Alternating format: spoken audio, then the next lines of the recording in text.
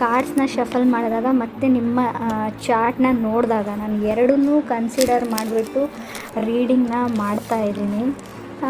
ಕಾರ್ಡ್ಸ್ನ shuffle ಮಾಡಿದಾಗ first card ನನಗೆ 2 of cups ಬಂದಿದೆ. ಡೀಪ್ಲಿ ರೊಮ್ಯಾಂಟಿಕ್ ಕನೆಕ್ಷನ್ ಆ ಥರ ಯಾರಾದರೂ ನಿಮಗೆ ಈ ಮಂತಲ್ಲಿ ಸಿಗ್ಬೋದು, ಅಥವಾ ನಿಮ್ಮ ಜೊತೆಗಿರೋರ ಜೊತೆಗೆ ತುಂಬ ಚೆನ್ನಾಗಿ ಬಾಂಡಿಂಗ್ ಬರ್ಬೋದು. ಇನ್ ಕೇಸ್ ನೀವು ರಿಲೇಷನ್ಶಿಪ್ಪಲ್ಲೇ ಇರಬೇಕು ಅಂತ ಇಲ್ಲ, ಮೇ ಬಿ ನಿಮ್ಮ ಮನೆಯವ್ರ ಜೊತೆ ಅಥವಾ ನಿಮ್ಮ ಫ್ರೆಂಡ್ಸ್ ಜೊತೆನೇ ಈ ಬಾಂಡಿಂಗ್ ಬರ್ಬೋದು. 2 ಆಫ್ ಕಪ್ಸ್ನ ಮತ್ತು ಸೆಕೆಂಡ್ ಕಾರ್ಡ್ 5 ಆಫ್ ಕಪ್ಸ್ ಬಂದಿದೆ. ಇನ್ ಜನರಲ್ ಹೇಳೋದಾದರೆ ನೀವು ಕೂದಲ ಬಗ್ಗೆ, ನಿಮ್ಮ ಹೇರ್ಸ್ ಬಗ್ಗೆ ತುಂಬ ಕೇರ್ ಮಾಡ್ತೀರಾ ಈ ಮಂತು. ಹೇರ್ ಕೇರ್ ಪ್ರಾಡಕ್ಟ್ಸ್ ಬಗ್ಗೆ ಕಾಣಿಸ್ತಾ ಇದೆ ನನಗೆ ಚಾರ್ಟಲ್ಲೂ ಕೂಡ, ಕಾರ್ಡಲ್ಲೂ ಕೂಡ.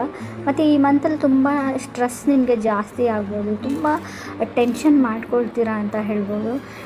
ಮ್ಯಾಟರ್ ಆಫ್ ಕಂಫರ್ಟ್ ಅಂತ ಹೇಳ್ತೀವಿ, ನಿಮ್ಮ ಕಂಫರ್ಟ್ ಝೋನಿಂದ ಆಚೆ ಹೋಗ್ಬೋದು ನೀವು. ಇದರಿಂದ ನಿಮಗೆ ಅಡ್ಜಸ್ಟ್ಮೆಂಟ್ ಆಗೋದು ಸ್ವಲ್ಪ ಕಷ್ಟ ಆಗ್ಬೋದು. ಹೊಸ ಜಾಗ ಆಗ್ಬೋದು, ಹೊಸ ಜಾಬ್ ಆಗ್ಬೋದು, ಆಫೀಸ್ ಆಗ್ಬೋದು. ರೀಸೆಂಟಾಗಿ ಮದುವೆ ಆಗಿದ್ದರೆ ಅವ್ರ ಮನೇಲಿ ಅಡ್ಜಸ್ಟ್ ಆಗೋದ್ರ ಬಗ್ಗೆನೂ ಕೇರ್ ಇರ್ಬೋದು. 5 ಆಫ್ ಕಪ್ಸ್ ಏನು ಹೇಳುತ್ತೆ ಅಂತ, ಒಂದು ಸಿಚುವೇಶನ್ ಬಗ್ಗೆನೇ ನೀವು ಕಂಫರ್ಟೇಬಲ್ ಫೀಲ್ ಮಾಡಲ್ಲ, ಡಿಸಪಾಯಿಂಟ್ ಫೀಲ್ ಮಾಡ್ಬೋದು ಅಂತ ಹೇಳುತ್ತೆ ಕಾರ್ಡು. ಬಟ್ ನಾನು ಕೇರ್ಫುಲ್ ಆಗಿರಿ ಅಂತ ಹೇಳ್ತೀನಿ. ಸೊ ನಿಮ್ಮ ಮಾತಿನ ಬಗ್ಗೆ ಗಮನ ಇರಲಿ. ನೀವು ಆಡೋ ಮಾತಿಂದ ಬೇರೆಯವ್ರಿಗೆ ಹರ್ಟ್ ಆಗ್ಬೋದು, ಅಥವಾ ಯೋಚನೆ ಮಾಡಿ ಮಾತಾಡಿಬಿಡಿ.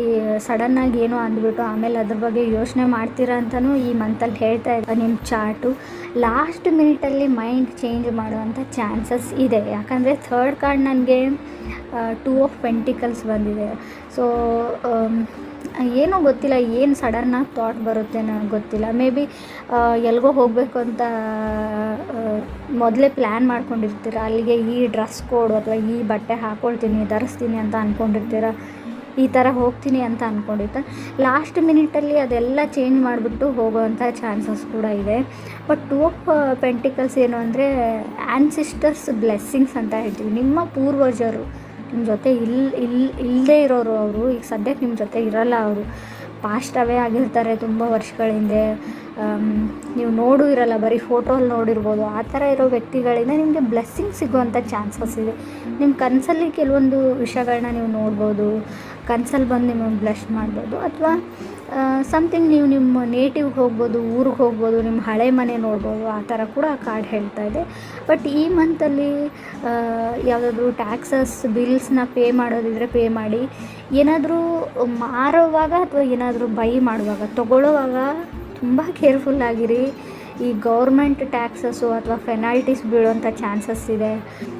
ಸ್ಟೆಬಿಲಿಟಿ ಇದೆ ನಿಮ್ಮ ವರ್ಕ್ ಲೈಫಲ್ಲಿ, ಕೆರಿಯರಲ್ಲಿ. ಅದು ತುಂಬ ಓವರ್ ವರ್ಕ್ ಮಾಡ್ತೀರ, ನಿಮ್ಮ ಮನೆಗೂ ಬರೋಕ್ಕಾಗಲ್ಲ ನಿಮ್ಮ ಕೆಲಸದ ಮಧ್ಯೆ ಅಂತ ಕೂಡ ಕಾರ್ಡ್ ಹೇಳ್ತಾ ಇದೆ. ಇನ್ನೊಂದು ವಿಷಯ, ನಿಮ್ಮ ಸಿಗ್ನೇಚರ್ ಬಗ್ಗೆ, ನೀವು ಕಾಂಟ್ರಾಕ್ಟ್ನ ಏನಾದರೂ ಸೈನ್ ಮಾಡುವಾಗ, ಸೊ ಟರ್ಮ್ಸ್ ಆ್ಯಂಡ್ ಕಂಡೀಷನ್ಸ್ನ ಇನ್ ಕೇಸ್ ನೀವು ಲೋನೇ ತೊಗೊಳ್ಳಿ ಅಥವಾ ಯಾರಿಗಾದ್ರೂ ದುಡ್ಡೇ ಕೊಡಲಿ, ಈ ಪೇಪರ್ ವರ್ಕ್ ಅಂತ ಇರುತ್ತೆ ನೋಡಿ, ಅದನ್ನು ಕರೆಕ್ಟಾಗಿ ಡೀಲ್ ಮಾಡ್ಕೊಳ್ಳಿ. ಅಲ್ಲೂ ಕೂಡ ಪ್ರಾಬ್ಲಮ್ ಆಗುತ್ತೆ ಅಂತ ಹೇಳ್ಬೋದು. ನೀವೇನಾದರೂ ವೆಕೇಷನ್ಸ್ಗೆ ಟ್ರಾವೆಲ್ ಮಾಡಬೇಕು, ಹಾಲಿಡೇಸ್ಗೆ ಏನಾದರೂ ಪ್ಲ್ಯಾನ್ ಮಾಡಿದರೆ ಅಲ್ಲಿ ಡಿಲೇ ಆಗೋ ಚಾನ್ಸಸ್ ಇದೆ. 4th ಕಾರ್ಡ್ ನನಗೆ ಟವರ್ ಕಾರ್ಡ್ ಬಂದಿದೆ. ಟವರ್ ಕಾರ್ಡ್ ಅಂದರೆ remove of any kind of deaths ಅಂತ ಹೇಳ್ತೀವಿ. ಅಂದರೆ ರಿಯಲ್ ಡೆತ್ ಅಲ್ಲ, ನೀವು ಖರ್ಚು ಮಾಡೋ ಎಕ್ಸ್ಪೆಂಡಿಚರ್ನ ಸ್ವಲ್ಪ ರಿಮೂವ್ ಮಾಡ್ಕೊಳ್ಳಿ ಅಂತ ಕಾರ್ಡ್ ಹೇಳ್ತಾಯಿದೆ. ಅಂದರೆ ಕಮ್ಮಿ ಮಾಡ್ಕೊಳ್ಳಿ, ತುಂಬ ಖರ್ಚನ್ನ ಮಾಡಬೇಡಿ. ನಿಮ್ಮ ಅಕೌಂಟ್ಸ್ ಬಗ್ಗೆ ನೀವು ತುಂಬ ಗಮನ ಕೊಡಿ ಅಂತ ಕಾರ್ಡ್ ಹೇಳ್ತಾ ಇದೆ. ಟ್ರಾವೆಲಲ್ಲಿ ಡಿಲೇ ಕಾಣುತ್ತೆ, ಹಾಗೆ ರಿಕವರಿಂಗ್ ಟ್ಯಾಕ್ಸಸ್ ಅಂತ ಹೇಳುತ್ತೆ. ಹಣಕಾಸಿನ ಲಾಸ್ಟ್ ಕೊನೆಯಲ್ಲಿ ನೀವು ರಿಕವರಿ ಕೂಡ ಮಾಡ್ತೀರಾ ಹಣಕಾಸಿನ ಸಮಸ್ಯೆ ಬಗ್ಗೆ. ಫಾರಿನ್ ಟ್ರಾವೆಲ್ ಅಂತ ಇದೆ, ಸದ್ಯಕ್ಕೆ ಆಗದೇ ಇದ್ರೂ ಕೂಡ ನಿಮ್ಮ ಚಾರ್ಟಲ್ಲಿದೆ, ಬಟ್ ಕಾರ್ಡ್ಸಲ್ಲಿ ಇಲ್ಲ. ಅದು ಫಾರಿನ್ ಟ್ರಾವೆಲ್ ಹೋಗಬೇಕು ಅಂದರೂ ಡಿಲೇ ಆಗುತ್ತೆ ಅಂತ ಚಾರ್ಟ್ಸ್ ಹೇಳ್ತಾ ಇದೆ. ಕಾರ್ಡ್ಸ್ ಕೂಡ ಚಾರ್ಟಲ್ಲಿ ಮಾತ್ರ ಅದು ಇದೆ, ಫಾರಿನ್ ಟ್ರಾವೆಲ್ ಅಂತ. ಮೆಜಿಷಿಯನ್ ಕಾರ್ಡ್ ಏನು ಹೇಳ್ತಾ ಇದೆ ಅಂದರೆ ಎನಿಥಿಂಗ್ ಕ್ಯಾನ್ ಬಿ ಪಾಸಿಬಲ್ ಅಂತ ಹೇಳುತ್ತೆ. ನೀವೇನು ಅಂದ್ಕೊಂಡಿರ್ತೀರ ಅದನ್ನು ಮಾಡಬಹುದು ಅಂತ.